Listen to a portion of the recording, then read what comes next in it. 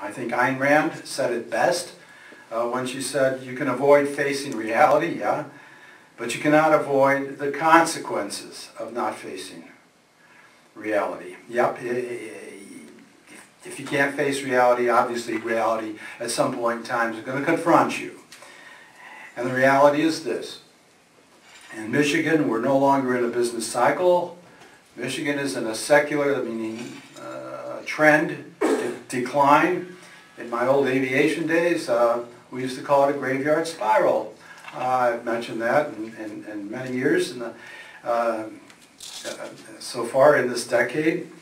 And unfortunately, it's economically proven true. There's also another reality out there, however, and once the incentives, because that's all economics is about, once the incentives begin to favor individual initiative, risk-taking, profit-making, the things we're used to, and that's without the contrivances of government subsidies, that's when Michigan returns to its former economic and financial preeminence, generating the real incomes, the job growth, and attracting and retaining capital, entrepreneurship, taking other states that aren't doing as well in that regard, eating their lunch, as well as many places in the world. And all of that dovetails, as I say, it's the upside here of my topic. Winning issues for our candidates. Perhaps you saw yesterday's CNN survey. It showed that once again, you're reinforcing the principal concerns of Americans.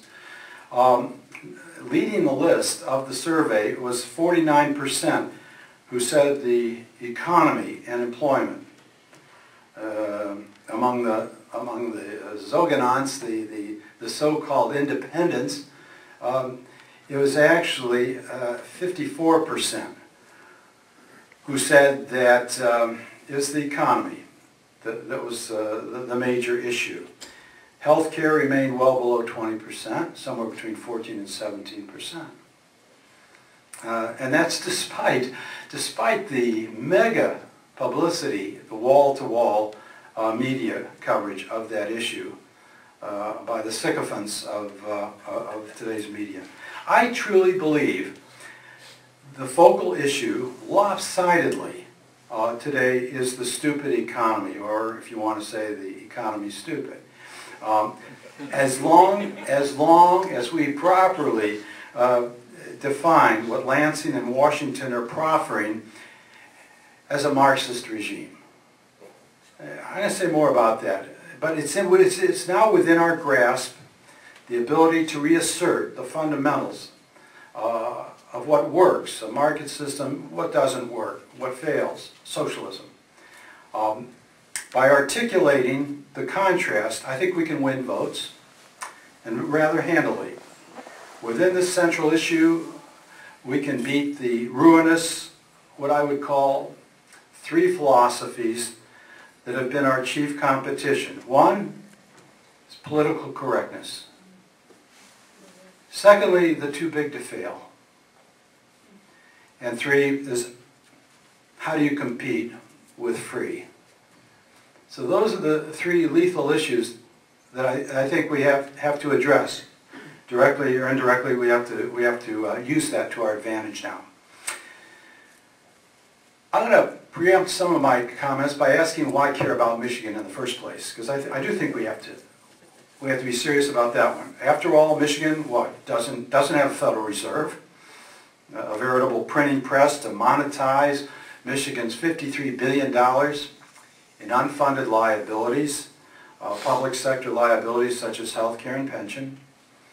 Nor do we have the printing press at our disposal to cover the now chronic $3 billion annual budget deficits of the state. So why care about Michigan? Indeed, why bother with Michigan, which now accounts for less than 3.3%? Its GSP, gross state product, is now less than 3.3% of what constitutes the U.S. GDP. When I came to Michigan, Esther and I, the state of Michigan accounted for roughly 3.7, 3.8% of the U.S. GDP. Well, the answer is, folks, It's because Michigan has been, is now, and will continue to be a formidable leading indicator of the economic fate awaiting this entire nation.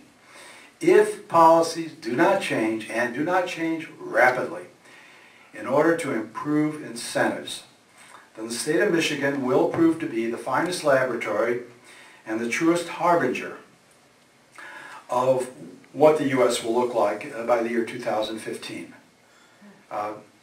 Yes, the U.S. economy is currently, you would say, experiencing, I guess what I would call proverbially a dead cat bounce.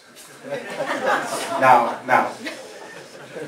again, wife's glaring at, with 6 lovely cats at home. I'm advised that this may not be the most politically correct expression, but you think about it. Think about it. Here you have a 10-story building. You drop a cat from the 10th. And yes, when it hits the pavement below, it'll probably bounce. However, the cat has no life in it. Michigan's economy will not respond even to a national dead cat bounce. Why? Because economic incentives for work, for profit, they're upside down. They're inverted. Lamseed's policies are captured in 4 words, which I'm sure you've heard repeated many times. Tax, spend, subsidize, and regulate. This is a Marxist blueprint for poverty. Certainly not a market economy's prescription for growth. Tax something, you get less of it. Subsidize something, you get more of it. We tax income and profit. We subsidize filmmakers, long-term unemployment, government jobs, welfare. What do we get? Well, we get more unemployment, poverty, plummeting income, shriveling population, housing prices, and so forth. The laws of economics are as immutable as a law of gravity. The Mackinac Center for Public Policy, and we have many of the brochures you're familiar with, newsletters and so forth, and I thank Tom and the whole group for doing this. This is God's work many times over throughout the state, a model for all think tanks, 45 to 50 of them throughout, state think tanks alone throughout the country. But they illustrate why Michigan cannot rise from the ashes or from a national dead cat bounce until we have 3 basic reforms. And by the way, the Mackinac Center, I don't have them with me, but they're on the Mackinac website, mackinac.org. We have 22 fabulous charts that illustrate in perspective with time frame how we compete, how we compare, and I'll go over some of those with you.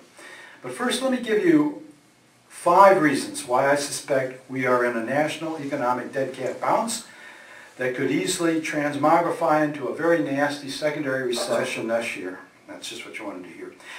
Number 1, think about it. I mean, you have marginal tax rates on everything. On personal income, corporate income, capital gains, dividends, estates. They're all scheduled to rise dramatically. And those are just what we know about before any other plans come down the road. They're going to, somewhere between, unless it's changed, 2010 and 2011, you're going to have a ratcheting up of immense proportions of those tax rates. Energy prices will soar, number 2, because we refuse to expand our truly endless supply of abundant, efficient, safe coal, gas, oil, nuclear.